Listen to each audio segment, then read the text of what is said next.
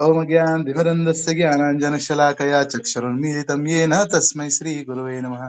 श्रीचैतन्यमनोभीष्टं स्थापितं येन भूतले स्वयं रूपकदा मह्यं ददाति स्वपदान्तिकम्। नमो विष्णुपादाय कृष्णपृष्ठाय भूतले श्रीमते भक्तिवेदांत स्वामिनीति नामिने। नमस्ते सारस्वते देवे गौरवाणी प्रचारिणे निर्विशेष शून्यवादी पाश्चात्यदेशतारिणे वाञ्छाकल्पतरुभ्यश्च कृपा सिन्धुभ्य एव च पतितानां पावनेभ्यो वैष्णवेभ्यो नमो नमः। हे कृष्ण करुणा सिंधु दीन बंधु जगतपते गोपेश गोपिका कांत राधा कांत नमोस्तुते। तप्त कांचन गौरांगी राधे वृंदावनेश्वरी वृषभानुसुते देवी प्रणमामि हरिप्रिये। जय श्री कृष्ण चैतन्य प्रभु नित्यानंद श्री अद्वैत गदाधर श्रीवासादि गौर भक्त वृंद।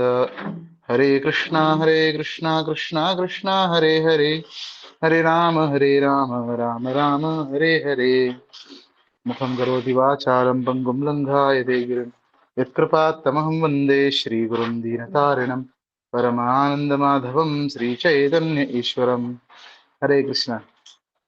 तो भक्तों से मिलने के बाद जो है बहुत अच्छा लगता है। हरि बोल हरि बोल हरि बोल। हम लोग भी बहुत अच्छा लगता प्रभु जी, श्याम प्रभु जी। आप लोगों को दर्शन होता है ना वैसे तो रोज आप लोग को जो है वो हाई डोज मिलता है सुबह 8 से लेके 9:30 बजे तक। लेकिन मेरी फिर भी मेरी कोई योग्यता नहीं है कि मैं कुछ बोल सकूं। लेकिन प्रभु जी ने अपना बैठा दिया है स्टेपनी, जो स्टेपनी होता है ना, तो ऐसे बैठा दिया है। तो हम लोग थोड़ा चर्चा करेंगे कुछ। ये तो नहीं दे सकता हूँ मैं क्लास वगैरह, ऐसा तो नहीं दे सकता हूँ, लेकिन चर्चा जरूर कर सकते हैं हम लोग। तो बहुत खुशी की बात है। यहाँ पर कौन कौन है? यहाँ पर रजनी माता जी हैं। तो हम लोग थोड़ा सा इंट्रो कर दें। यहाँ पर अमन प्रभु है, गुरुकुल से अमन प्रभु है। श्रीधर प्रभु है, स्मिता माता जी है, वाहन प्रभु है, कृष्णा प्रभु है, मनोज कुमार प्रभु है, शिल्पा माता जी हैं, अरविंद प्रभु, राधे श्याम प्रभु, शंतनु प्रभु, भक्ति वेदांत विद्या भवन तो है ही, गिरीश प्रभु है, पिंकी माता जी हैं, प्रज्ञा माता जी हैं एमपी से, प्रियंका माता जी, आकाश प्रभु है, रेणु माता जी हैं, सुप्रभा माता जी, जयंती माता जी और रश्मि माता जी। हरे कृष्णा। यहाँ पर कृष्णा माता हरे जी है। कृष्णा प्रभु जी। हरि बोल हरे कृष्ण। हरे कृष्णा प्रभु जी, दंडवत प्रणाम। हरे कृष्णा दंडवत प्रभु जी, दंडवत। हरे कृष्ण हरे कृष्ण। हरे कृष्णा जा प्रभु जी, दंडवत प्रणाम। हाँ, हरे कृष्ण। हरे कृष्ण प्रभु जी। हरे कृष्णा प्रभु। दंडवत प्रणाम दंडवत प्रणाम। तो 6 अध्याय आप लोग के हो गए। तो आप में से कोई मुझे मतलब आप लोगों को संस्कृत में भगवत गीता के अध्यायों के नाम पता है आप लोगों को? एक दो का पता है प्रभु जी, जैसे एक दो का विषाद योग। हाँ, अर्जुन विषाद योग है। पहले अध्याय का नाम जो है वो अर्जुन विषाद योग है। दूसरे अध्याय का सांख्य योग है।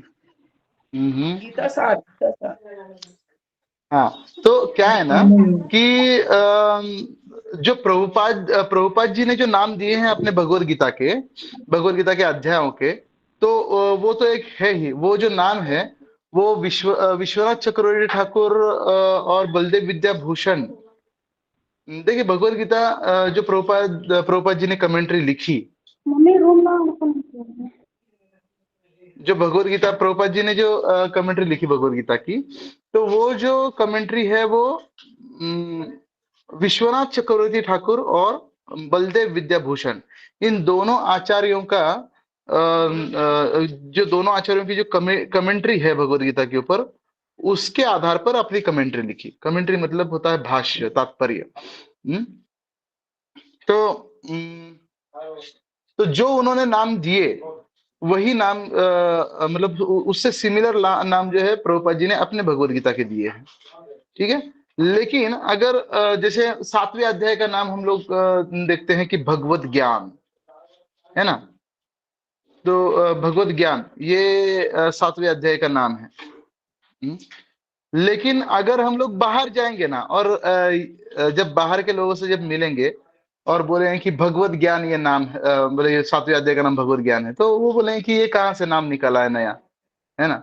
तो प्रभुपाद जी ने अपने हिसाब, तो जो बाहर में जो फेमस नाम है, ये फेमस नाम भगवत गीता के अध्यायों के, ये शंकराचार्य ने दिए हुए नाम है। तो शंकराचार्य ने कौन से नाम दिए हैं? शंकराचार्य ने नाम दिए हैं, जैसे पहला जो पहले अध्याय का जो नाम है वो है अर्जुन विषाद योग, मतलब अर्जुन जो है वो डिप्रेशन में चला गया, है ना। फिर दूसरे अध्याय का नाम है सांख्य योग। तीसरे अध्याय का नाम है कर्म योग।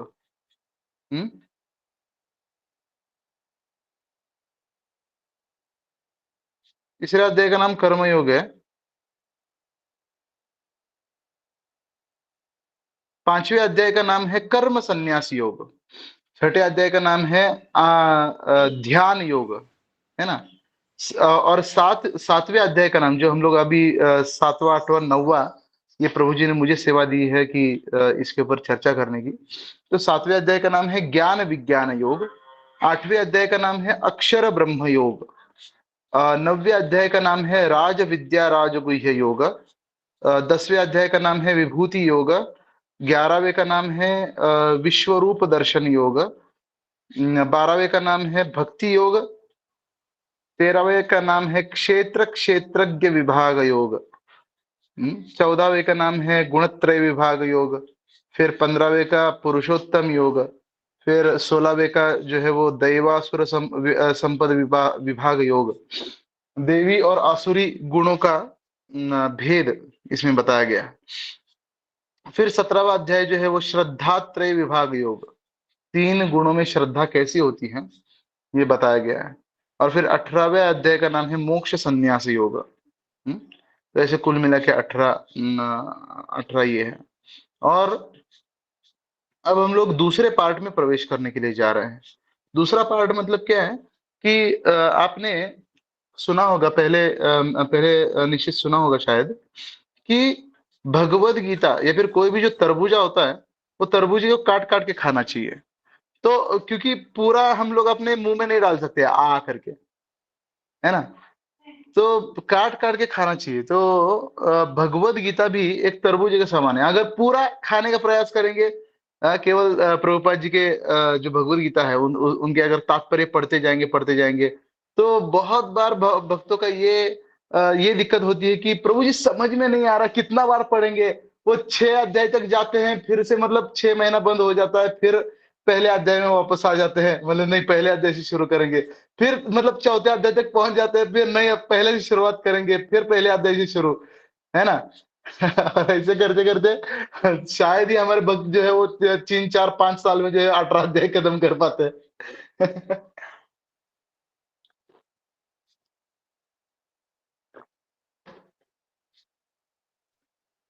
तो भगवत गीता के 3 पार्ट्स किए हैं विश्वनाथ चक्रवर्ती ठाकुर ने। विश्वनाथ चक्रवर्ती ठाकुर के भगवत गीता का नाम है सारार्थ वर्षणी टीका। और बलदेव विद्याभूषण के भगवत गीता का नाम है गीता भूषण। तो इन 2 भगवत गीता का आधार लेकर के प्रभुपाद जी ने, मतलब मुख्य वैसे तो रामानुजाचार्य की भी भगवत गीता है, और फिर रामानुजाचार्य की भगवत गीता है, फिर मध्वाचार्य की भगवत गीता है, फिर शंकराचार्य की अपनी भगवत गीता है ना। तो विश्वनाथ चक्रवर्ती ठाकुर ने जो मतलब 3 पार्ट्स किए हैं भगवत गीता के, वो कौन से हैं? कोई बता सकता है क्या? हाथ ऊपर करके बताएंगे। जानते हैं आप लोग? हाँ, एक बार प्रश्न माधुरी, कीजिए। जब पहले पार्ट का नाम क्या है? हाँ कर्मयोग। हाँ हाँ, कर्मयोग। कर्मयोग। कर्मयोग। कर्मयोग पहले पार्ट का नाम है, कर्मयोग। अच्छा, लास्ट के जो 6 अध्याय है, वैसे 6 का पार्ट किए हैं। लास्ट के 6 अध्याय। हाँ, अरविंद प्रभु। ज्ञान योग है और बीच ज्ञान योग वाले है, का वेरी भक्ति गुड, योग हरि बोल। चलिए ठीक है, पहले का बता दिया आपने। ठीक है, तो जैसे एग्जाम्पल देते हैं कि एक खजाना होता है, भक्ति योग होता है। खजाने का जो बॉक्स होता है, वो ऊपर वाला जो कवरिंग है उसका, ये सोने का होता है। जो नीचे वाला जो कवरिंग होता है, वो वो सोने का होता है, और बीच में जो है वो हीरे जवाहरात वगैरह रखे हुए होते हैं। तो उसी प्रकार कोई भी सीक्रेट चीज बीच में रखी जाती है। तो भगवत गीता के पहले 6 अध्याय जो है, ये कर्म योग है ना।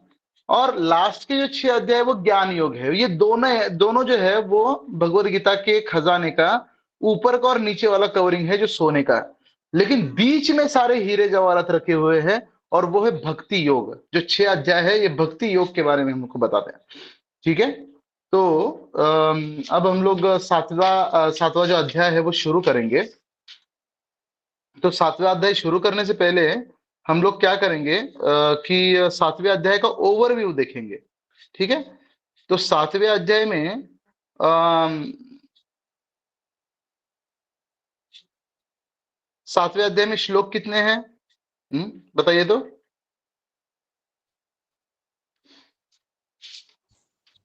30 है। हाँ, 7वें अध्याय में 30 श्लोक है ना। तो जब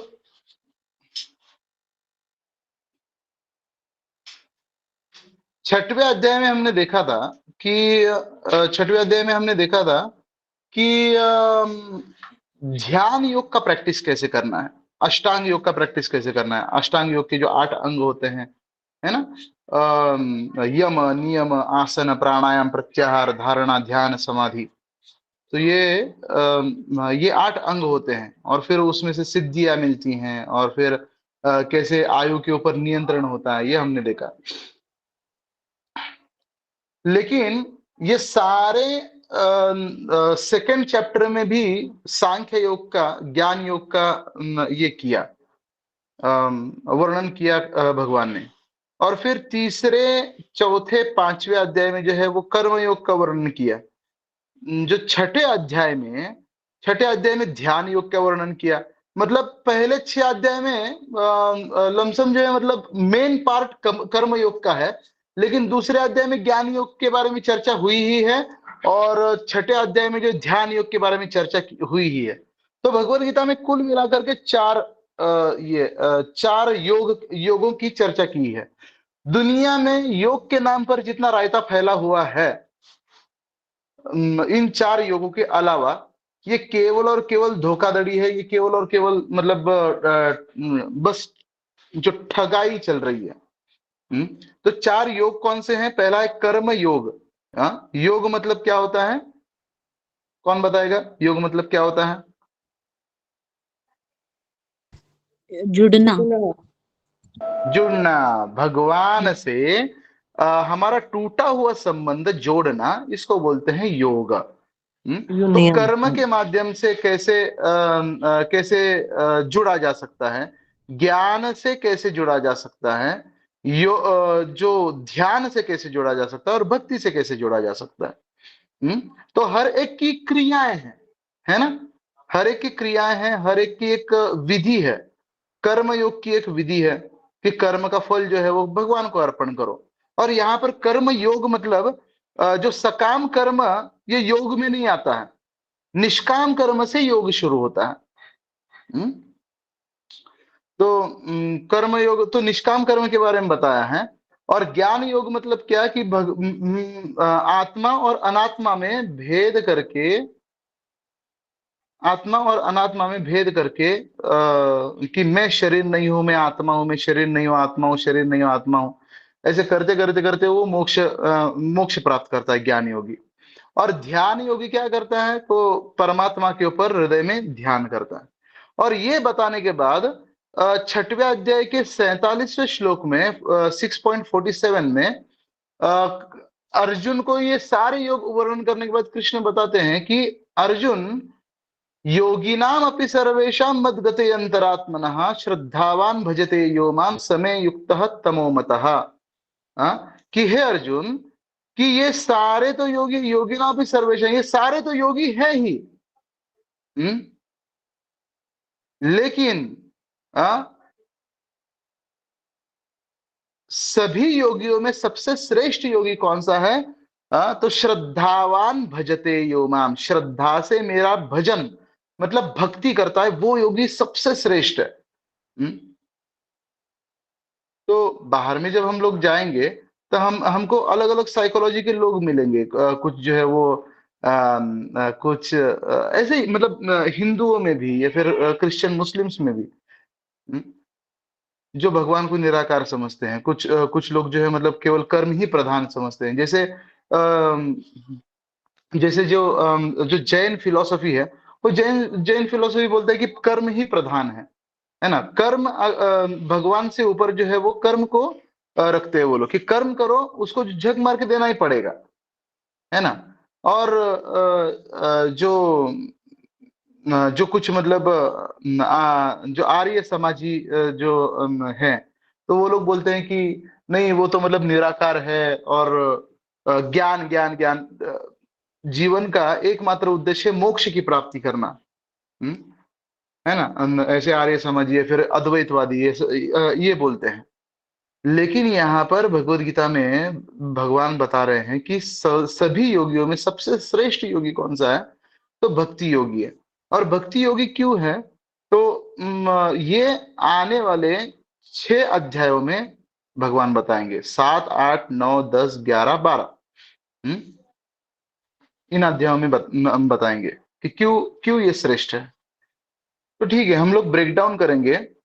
तो पहला तो हम लोग क्या करेंगे ना, कि तात्पर्य एक एक श्लोक को एक्सप्लेन करने से पहले हम लोग पूरा अध्याय श्लोक वाइज केवल पढ़ लेंगे। भाषांतर सबका पढ़ लेंगे और फिर एक एक श्लोक को जो है एक्सप्लेन करते जाएंगे। तो उससे हमको पता चलेगा, जो मतलब पूरे अध्याय का मैप मिल जाएगा। ओ अच्छा, यहाँ पर भगवान ये बता रहे हैं और क्यों बता रहे हैं ये चीज। ठीक है।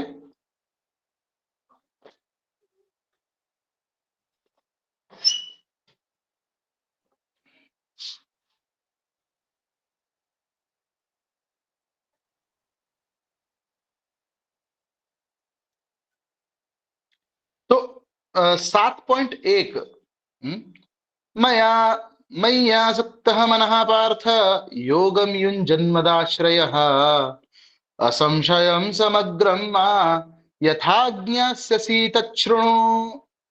श्री भगवान ने कहा, हे प्रथापुत्र, जब अब सुनो कि तुम किस तरह मेरी भावना से पूर्ण होकर और मन को मुझ में आसक्त करके योगाभ्यास करते हुए मुझे पूर्णतया संशय रहित जान सकते हो, संशय रहित होकर के जान सकते हो।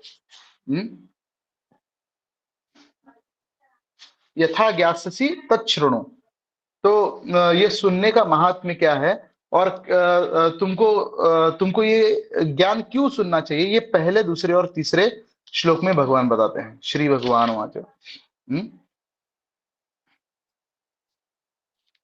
फिर दूसरा श्लोक बोलते हैं कि ज्ञानम तेहम सविज्ञानम इदं वक्ष्याम्यशेषतः यज्ञात्वा नेह भूयोऽन्यत् ज्ञातव्यम अवशिष्यते।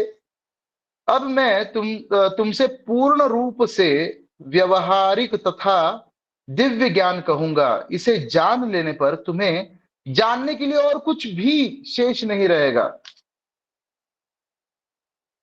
मनुष्याणाम सहस्रेषु कश्चित् यतत सिद्धये यतताम अपि सिद्धानाम कश्चिन्मां वेत्ति तत्वतः।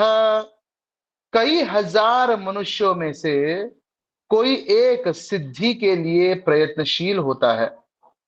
हम्म? और इस तरह सिद्धि प्राप्त करने वालों में से विरला ही कोई एक मुझे वास्तव में जान पाता है। तो हम लोग मतलब ये जो 7वां अध्याय स्टोरी फॉर्म में पढ़ रहे हैं, यहाँ पर भगवान बता रहे हैं कि ऐसे हजारों मनुष्यों में से कोई एक सिद्धि प्राप्त करता है, जो 6वें अध्याय में बताए थे, है ना। और ऐसे इस तरह सिद्धि प्राप्त करने वालों में से विरला ही कोई मुझे वास्तव में जान पाता है कि अरे मैं पूर्ण पुरुषोत्तम भगवान हूं अर्जुन।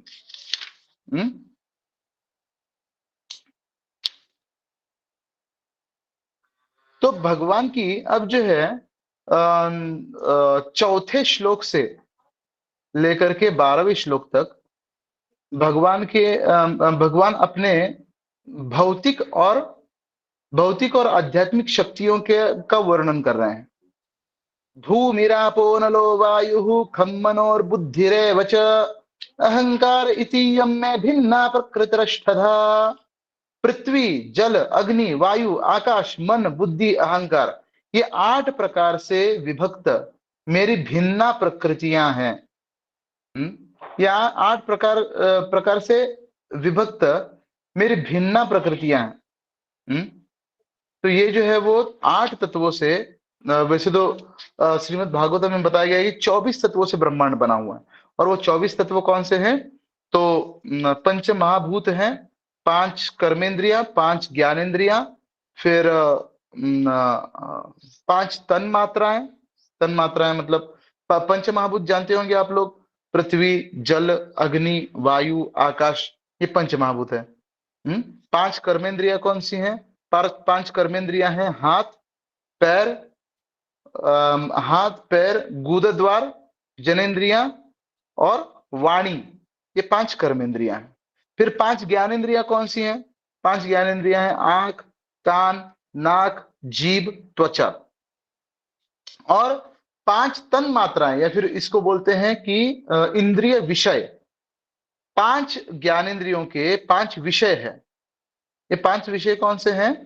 तो शब्द, स्पर्श, रूप, रस, गंध। कान का विषय है शब्द, त्वचा का विषय है स्पर्श, आंख का विषय है रूप, जीभ का विषय है रस और नाक का विषय है गंध।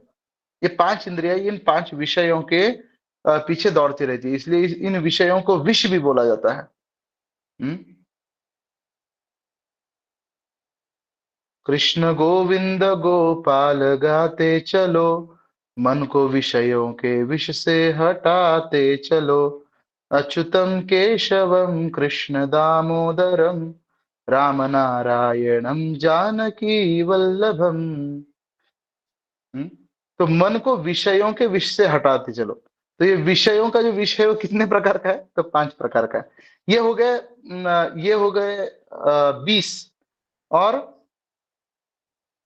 4 कौन से हैं? मन, बुद्धि, अहंकार, ये 3 सूक्ष्म तत्व है। और 5वां है महत तत्व, मतलब जिनसे ये सारी चीजें आती है। जब ब्रह्मांड के पहले कुछ भी नहीं था, उसको बोलते हैं महत तत्व।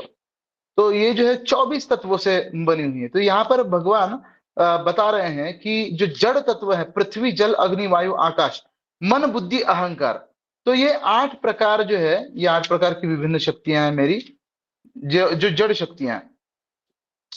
आगे बताते हैं, अपरेयमिति स्त्वन्याम प्रकृतिम विद्धि में परम जीवभूताम महाबाहो ये दम धार्यते जगत। हे महाबाहु अर्जुन, इनके अतिरिक्त मेरी एक अन्य पराशक्ति है। देखिए, ये तो स्थूल और सूक्ष्म, ये 2 शक्तियां हो गई। जैसे आप सब लोग जानते होंगे हमारे 3 प्रकार के शरीर होते हैं, है ना। 3 प्रकार के शरीर कौन से होते हैं जानते हैं आप लोग? भौतिक शरीर, सूक्ष्म शरीर, हाँ, एक कारण शरीर, कारण हाँ, शरीर। एक एक जो है वो आध्यात्मिक शरीर बोलते हैं, ठीक है ना। तो जो भौतिक शरीर है वो 5 तत्वों से बना हुआ है, जो सूक्ष्म शरीर है वो 3 तत्वों से बना हुआ है, मन, बुद्धि, अहंकार। MBA, मन बुद्धि अहंकार, और उसके अंदर हम होते हैं, आत्मा, जो किससे बना हुआ है? सच्चिदानंद होता है वो।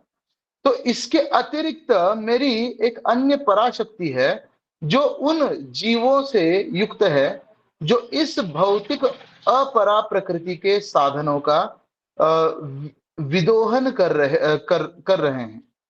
जो जीव प्रकृति, हम जो है इस जड़ प्रकृति से भिन्न है।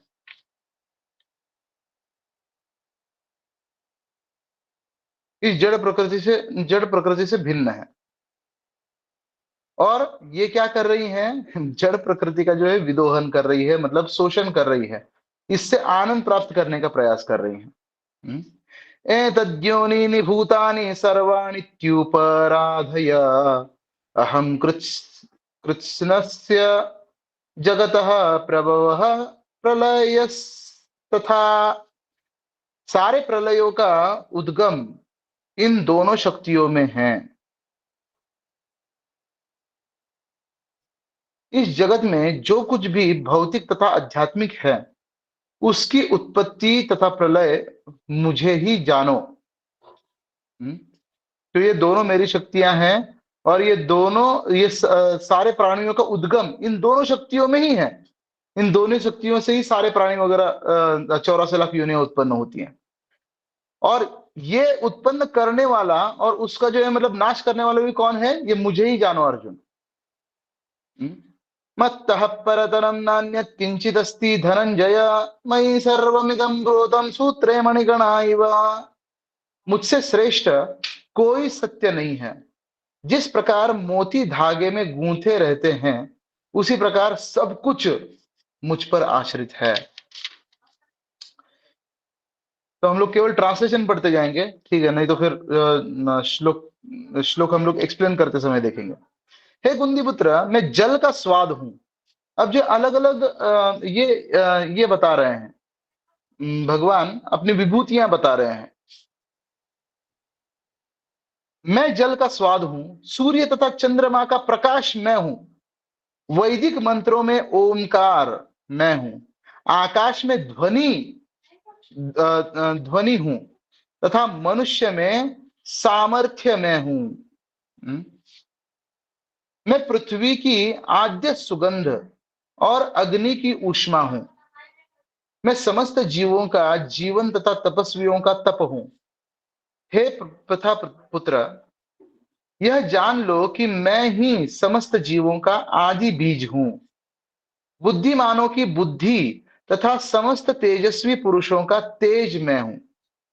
जो बुद्धिमानों की जो बुद्धि है, तो यहां पर भगवान बेसिकली क्या बता रहे हैं ना कि किसी भी चीज में जो एक्टिव तत्व है, जो क्रियाशील जो तत्व है, वो मैं हूं अर्जुन। अगर मान लीजिए कि दवाइयों में जो धन्वंतरी भगवान है, अगर पानी से भगवान अगर निकल गए तो पानी कितना भी पियो प्यास नहीं बुझेगी, क्योंकि भगवान उसमें नहीं है। अगर दवाई से भगवान निकल गए तो दवाई कितना भी खाए उसका केवल साइड इफेक्ट होगा, इफेक्ट कुछ होगा नहीं। मैं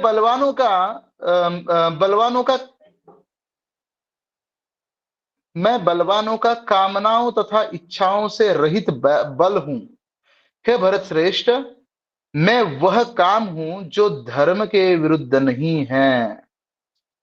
तुम जान लो कि मेरी शक्ति द्वारा सारे गुण प्रकट होते हैं, चाहे वे सतोगुण हो, रजोगुण हो या तमोगुण हो। सत्वगुण, रजोगुण, तमोगुण जो है मेरी ही शक्ति, जो बहिरंगा शक्ति है, उससे प्रकट होते हैं। एक प्रकार से मैं सब कुछ हूं, किंतु हूं स्वतंत्र। मैं प्रकृति के गुणों के अधीन नहीं हूं, अपितु वे मेरे अधीन हैं। तो यहां पर 7.4 से लेकर के 7.12 तक भगवान अपने भौतिक और आध्यात्मिक शक्तियों का मतलब ज्ञान दिया अर्जुन को, ठीक है? अब 13 और 14 जो श्लोक है, ये 13 और 14 श्लोक में कि भगवान बताते हैं कि मैं अर्जुन प्रकृति के गुणों को कंट्रोल कैसे करता हूं, और इसलिए जो मुझे शरणागत होता है वो प्रकृति के 3 गुण से मतलब बाहर निकल जाता है। खास करके जितने भी योगी हैं, 75% योगीज बस यही चाहते हैं कि हम लोग निर्गुण में पहुंच जाए, निर्गुण हो जाए, निर्गुण हो जाए। तो 3 यहां पर बता रहे हैं, भगवान बता रहे हैं 13 में, 3 गुणों मतलब सत्वगुण, रजोगुण, तमोगुण के द्वारा मोहग्रस्त यह सारा संसार मुझ गुणातीत तथा अविनाशी को नहीं जानता।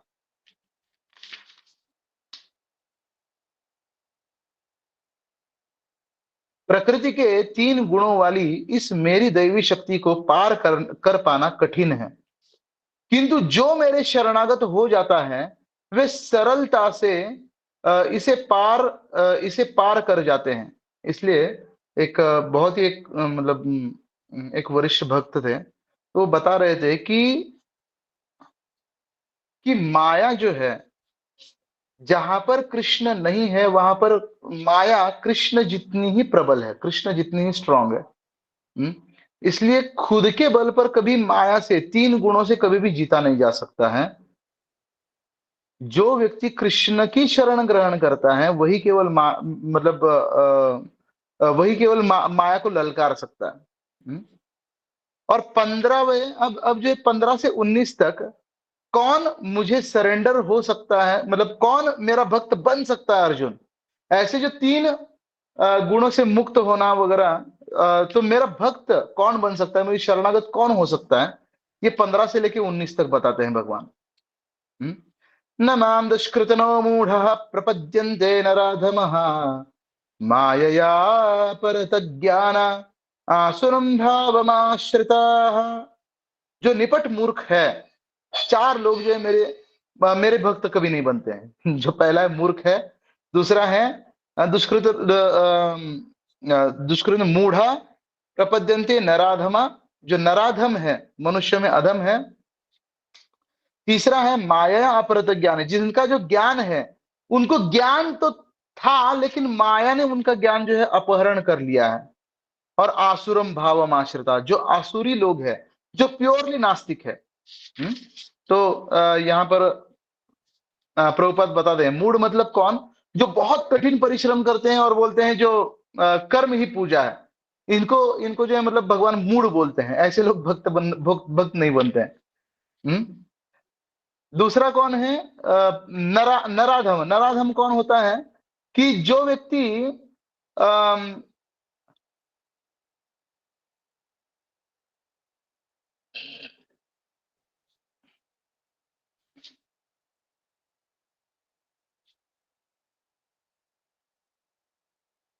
जैसे जो लोग जानते हैं, आध्यात्मिकता का महत्व जानते हैं, लेकिन फिर भी क्या करते हैं,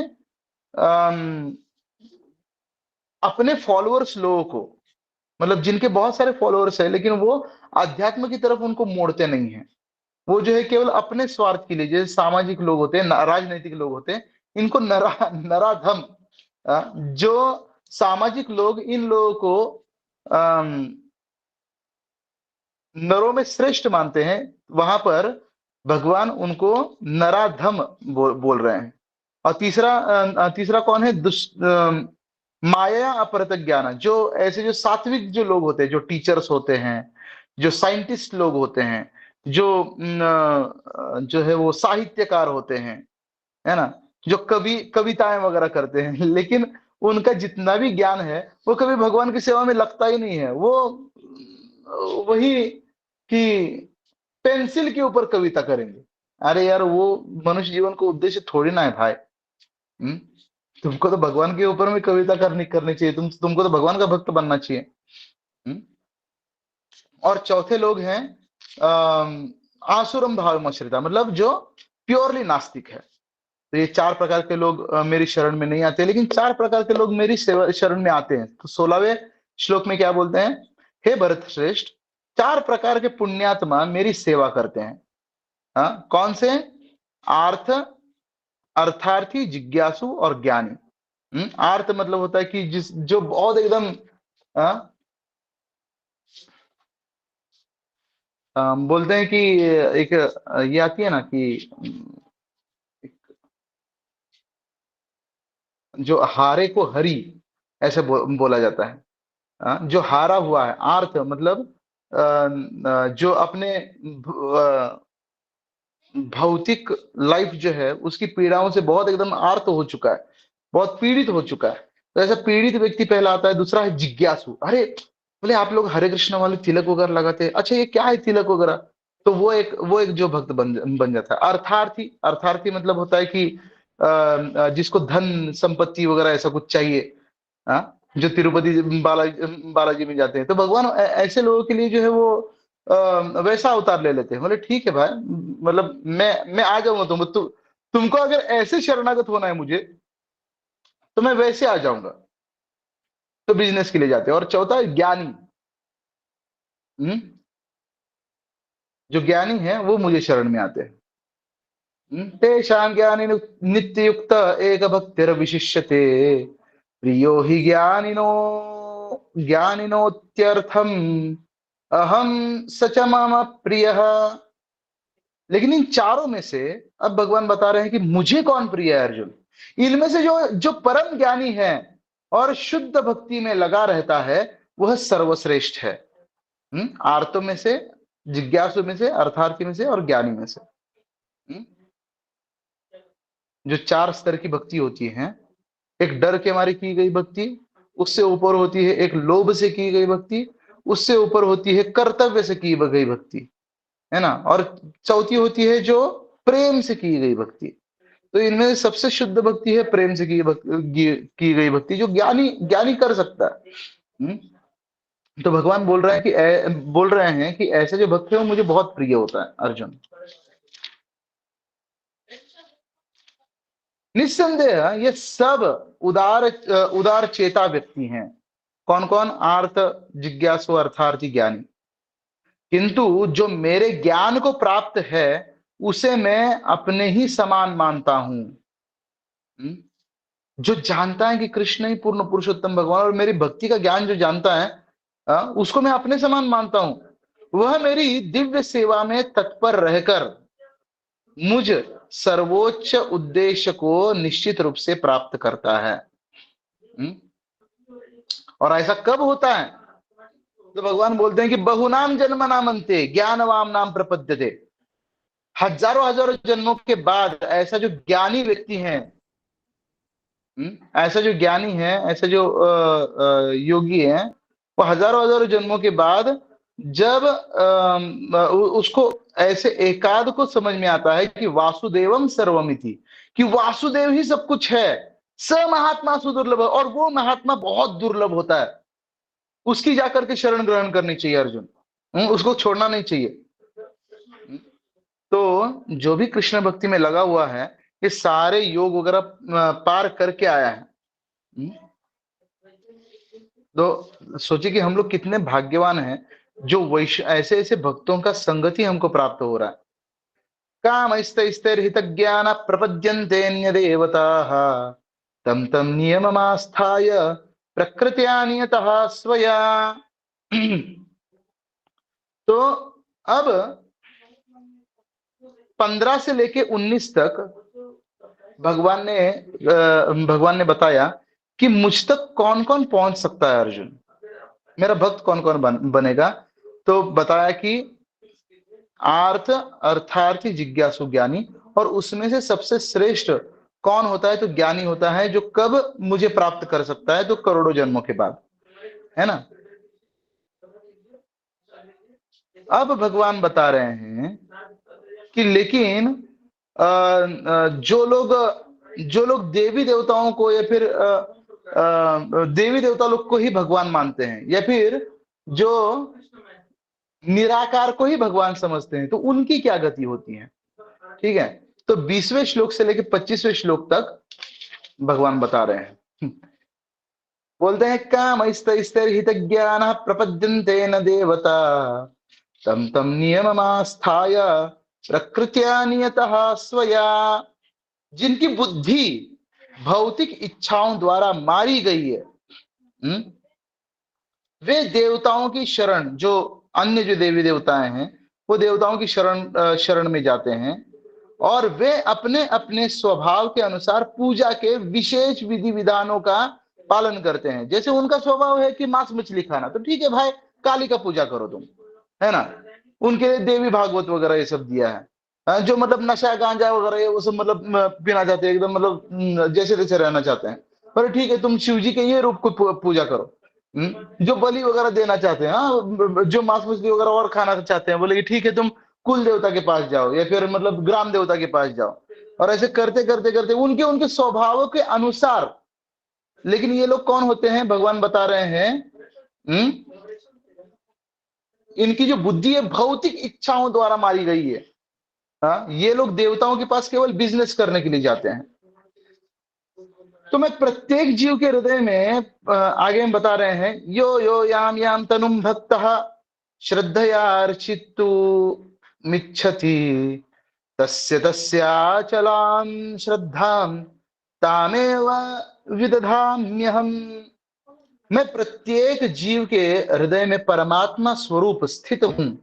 जैसे ही कोई किसी देवता की पूजा करने की इच्छा करता है, मैं उसकी श्रद्धा को स्थिर करता हूं। लेकिन मैं जो हूं ना अर्जुन, ये सारे देवी देवताओं से भिन्न हूं। यहां पर भगवान बता रहे हैं, मैं क्या करता हूं कि कोई अगर उस देवता की पूजा करना चाहता है ना, तो हर एक के हृदय में तो मैं ही परमात्मा हूं। तो उस देवता के ऊपर मैं उसकी श्रद्धा स्थिर करता हूं कि क्योंकि भगवान ये बोलते हैं कि अरे ठीक है, दूसरी क्लास में है, ठीक है ये 10वीं क्लास में नहीं है, दूसरी क्लास में है, कम से कम स्कूल तो नहीं ना छोड़ा हुआ है। तो ठीक है, दूसरी क्लास को जो है मतलब दूसरी ही क्लास वाले का उसको सिलेबस में पढ़ाते हैं भगवान। उसकी श्रद्धा को स्थिर करता हूं जिससे वह उसी विशेष देवता की भक्ति कर सके, और धीरे धीरे धीरे धीरे धीरे धीरे वो मुझ तक पहुंच ही जाएगा। 22वें श्लोक में बता रहे हैं, स तया श्रद्धया युक्तस्तस्याराधनमीहते लभते च ततः कामान् मय्येव विहितान् हि तान्। ऐसी श्रद्धा से समन्वित यह देवता विशेष की पूजा करने का यत्न करता है और अपनी इच्छा की पूर्ति करता है। किंतु वास्तविकता तो यह है कि ये सारे लाभ केवल मेरे द्वारा प्रदत्त है। वो देवता भी क्या करते हैं, वो देवता भी कृष्ण से पूछते हैं, बोले कि इसको दूं क्या? तो कृष्ण बोलते हैं कि ठीक है, इसके कर्म में तो है यार, दे दो। तो देवता उसको दे देता है और फिर उसको लगता है, हाँ अरे इस देवता की मुझे प्रचिति आ गई। महाराष्ट्र में बोलते हैं ये तो जागृत देवस्थान है, ये तो जागृत देवस्थान है, ये तो बोले ये जगा हुआ भगवान है। तो अरे जो दूसरा भगवान क्या सोया हुआ है क्या? अरे नहीं, वैसा नहीं है।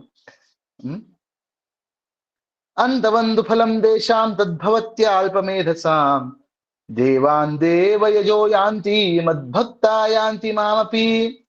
ऐसे अल्प बुद्धि वाले व्यक्ति देवताओं की पूजा करते हैं।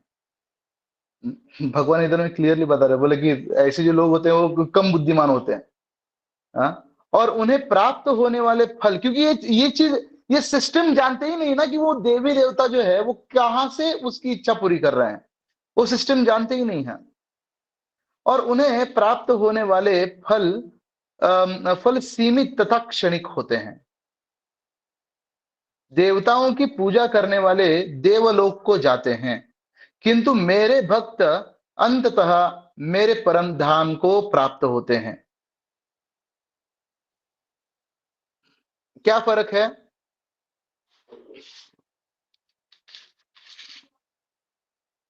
देवताओं के लोक में जाने वाले को और कृष्ण लोक में जाने वाले को क्या फर्क है?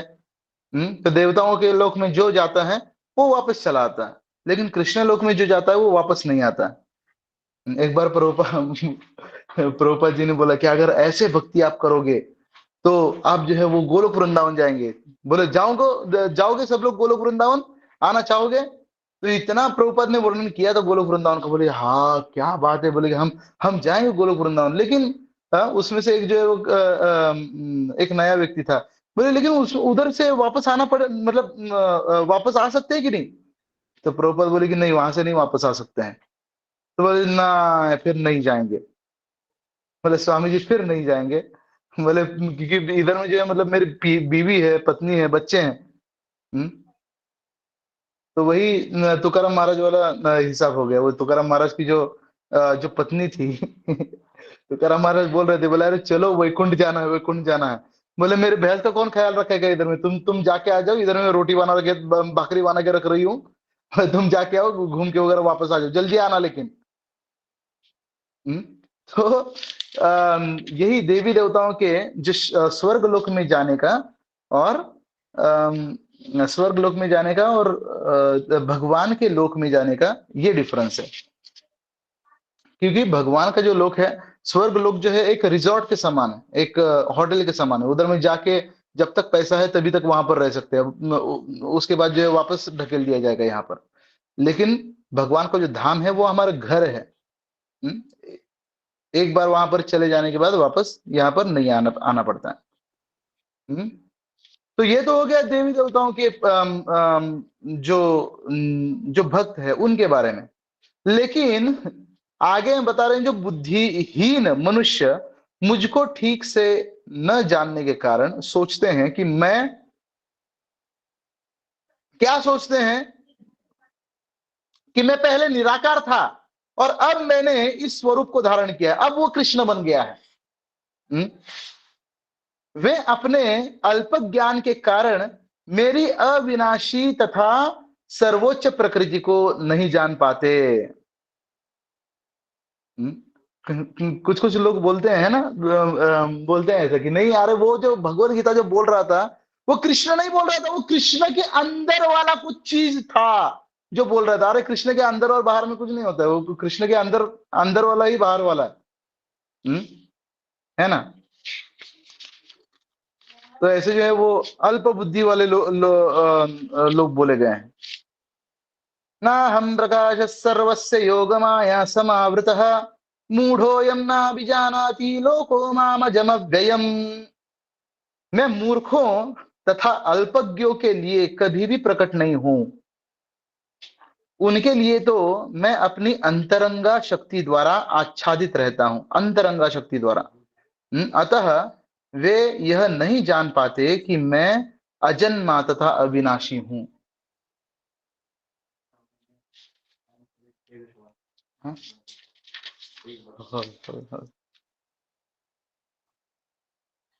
तो ये जो है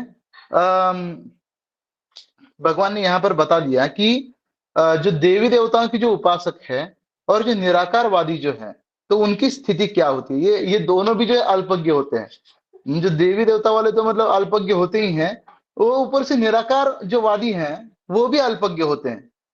क्योंकि वो लोग बोलते हैं कि नहीं, कृष्ण के अंदर वाला कुछ बोल रहा है।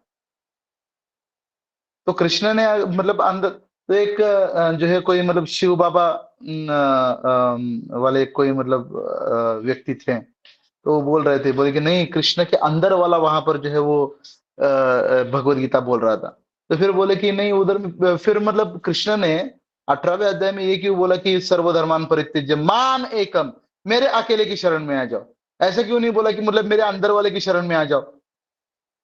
तो बोलते कि नहीं, वहीं पर उनकी थोड़ी सी गलती हुई। बोले वाह वाह, भगवान भगवान से भी गलती होती है।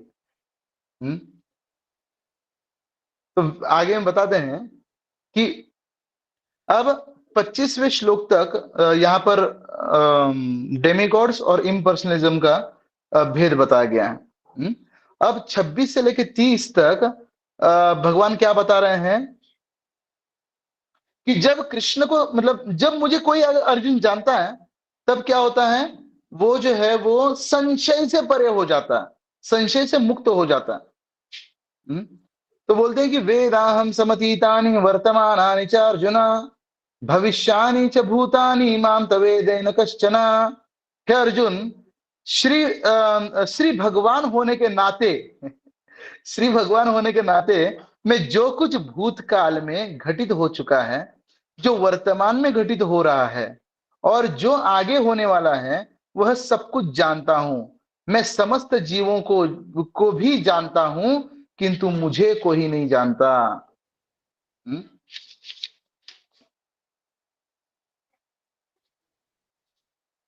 और यहां पर 27वें श्लोक में भगवान बताते हैं कि जीव इस संसार में क्यों फंसा हुआ है। क्यों फंसा हुआ है? इच्छा द्वेष समुत्थेन द्वंद्व मोहेन भारत सर्वभूतादि सम्मोहम सर्गे यान्ति परंतप।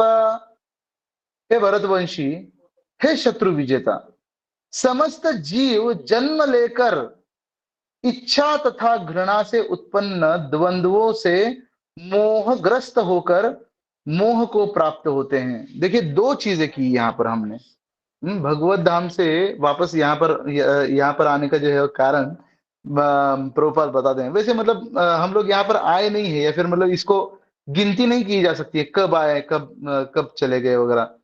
क्योंकि ये समय से परे हैं। आज जीवात्मा भी समय से परे है, जिस प्रकार भगवान समय से परे हैं। लेकिन यहाँ पर कारण बता रहे हैं। क्या दो चीजें हुई? इच्छा और द्वेष। भगवान बनने की इच्छा और ओरिजिनल भगवान से द्वेष। इच्छा द्वेष समुत्थेन द्वंद्व मोहेन भारत। और तब वो द्वंद्व में जाके गिर गया। अच्छा बुरा, लाभ हानि, है ना, फायदा नुकसान। तो ये द्वंद्व में मतलब इस संसार में आके गिर गया वो। तो हम लोग इसको आगे भी एक्सप्लेन करेंगे। ये शाम त्वन्तगतम पापम जनाना पुण्य कर्मणा ते द्वंद्व मोह निर्मुक्ता भजन्ते माम दृढ़व्रताः। जिन मनुष्यों ने पूर्व जन्मों में तथा इस जन्म में पुण्य कर्म किए हैं और जिनके पाप कर्मों का पूर्णतया उच्छेदन हो चुका है, वे मोह के द्वंद्वों से मुक्त हो जाते हैं और वे संकल्प पूर्वक मेरी सेवा में तत्पर होते हैं। संकल्प पूर्वक वो द्वंद्वों से हट जाता है। क्या रे, एक मतलब बोल रहा था, बोले कि अरे प्रभु जी, शिव जी भगवान है कि इसमें दिया है कि दुर्गा देवी भगवान है, कोई बोल रहा है शिव जी भगवान है। तो मैंने उसको बोला कि प्रभु मतलब हम ही में केवल कंफ्यूजन है, ऊपर में किसी को कंफ्यूजन नहीं है कि कौन भगवान है। ऊपर में सब लोग जानते हैं कि कृष्ण ही भगवान है। तो क्या है कि जिन मनुष्यों ने मतलब ऐसे पूर्व जन्म में पूरा पुण्य कर्म वगैरह किए हैं और जिनके पाप कर्मों का पूर्णतया उच्छेदन हो चुका है, वो क्या है, वो द्वंद्व से मुक्त होकर के संकल्प पूर्वक कि अब मैं कृष्ण को छोड़कर यहां वहां नहीं भटकूंगा, संकल्प पूर्वक मेरी सेवा में तत्पर होते हैं। कुछ भक्त लोग तत्पर होते हैं, तो तत्पर नहीं होते हैं। मतलब सेवा करो, बोले प्रभु जी आ रहे, थोड़ा सा घर में थोड़ा सा काम लगा हुआ है, वो चले जाते घर पे। तो वो तत्पर भक्त होते हैं। वो तत्पर ही मतलब, हाँ हम भी हैं प्रभु जी, आप कीजिए आगे बढ़कर। जरा मरण मोक्षय मामाश्रित्य यतन्ति ये ते ब्रह्म तद्विदुः कृत्स्नम् अध्यात्मं कर्म चाखिलम। जो जरा तथा मृत्यु से मुक्ति पाने के लिए यत्नशील रहते हैं, वे बुद्धिमान व्यक्ति मेरी भक्ति की शरण ग्रहण करते हैं। वे वास्तव में ब्रह्म हैं, क्योंकि वे दिव्य कर्मों के विषय में पूरी तरह से जानते हैं। जो मुझ परमेश्वर को मेरी पूर्ण चेतना में रहकर मुझे जगत का, देवताओं का तथा समस्त यज्ञ विधियों का नियामक जानते हैं, वे अपनी मृत्यु के समय भी मुझ भगवान को जान और समझ सकते हैं। ठीक है, तो ये हमने 7वें अध्याय के 30 श्लोक पढ़ लिए हैं। तो हम लोग कल से फिर मतलब एक श्लोक के ऊपर देखेंगे, है ना। तो हम लोग फिर से एक बार ओवरव्यू देखते हैं कि 1 से लेकर 3 तक भगवान ने क्या बताया कि ध्यान से सुनो। अब मैं जो बता रहा हूं अर्जुन, वो ध्यान से सुनो, क्योंकि ये जानने के बाद क्या होगा कि तुम जो है क्योंकि ये जो ज्ञान है ये बहुत ही रेयर ज्ञान है, ठीक है।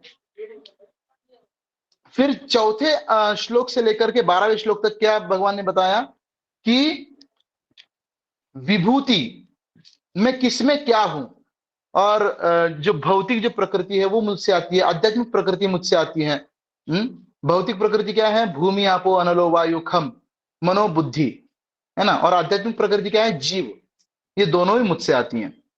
और 13 और 14 में क्या क्या बताया गया है कि जो भौतिक प्रकृति से जो जीव बंधे हुए हैं वो किससे बंधे हुए हैं? 3 गुणों से बंधे हुए हैं, और 3 गुण मुझसे आते हैं। इसलिए अर्जुन, जो मेरी शरण ग्रहण करता है वो मुक्त हो जाता है ना। और फिर 15 से लेके 19 तक कौन मेरी ऐसी शरण ग्रहण करता है? जो बहुत पुण्यवान है ऐसे लोग, कौन मेरी शरण ग्रहण करता है और कौन नहीं करता है, इसके बारे में बताएं। तो 4 प्रकार के लोग नहीं करते हैं, 4 प्रकार के लोग करते हैं। और उन 4 प्रकार के लोग जो करते हैं उनमें से जो ज्ञानी है वो मुझे बहुत प्रिय है अर्जुन, ये भगवान ने बताया। तो जो ज्ञानी, और ऐसे हजारों जन्मों के बाद ऐसे ज्ञानी को समझ में आता है कि मैं ही क्या हूं, मैं ही जो हूं, मैं वासुदेवम सर्वमिति, कि वासुदेव ही सभी से श्रेष्ठ हैं। लेकिन जो कम बुद्धिमान वाले लोग होते हैं, जो उतने ये नहीं है, उतने एडवांस नहीं है, या फिर उतने पुण्यवान नहीं है, तो वो क्या करते हैं? ये दोनों में फंस जाते हैं। किन दोनों में? तो 7.20 से लेकर 25 तक बताया। ये दोनों कौन है? जो देवी देवताओं को भगवान समझते हैं और जो निराकार को भगवान समझते हैं, है ना। तो और 26 से लेकर 30 तक बताया कि जो मुझे जानता है अर्जुन, वो मृत्यु के समय, मतलब मृत्यु के समय मेरा स्मरण करके वो मुक्त हो जाता है। तो ये 30 तक बताया है, ठीक है। हरे कृष्णा। अब हम लोग कल मिलेंगे, तब तक के लिए हरे कृष्णा। वंडरफुल, बहुत अच्छा प्रभु, बहुत अच्छा। हरि बोल। हरे कृष्ण प्रभु। हरे कृष्णा। हरे हरे हरे कृष्ण कृष्णा। प्रभु, दंडवत दंडवत प्रणाम। प्रणाम, दंडवत प्रणाम।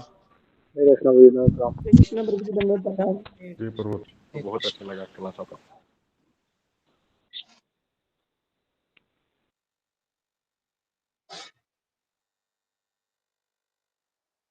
हरे कृष्ण दंडवत प्रणाम।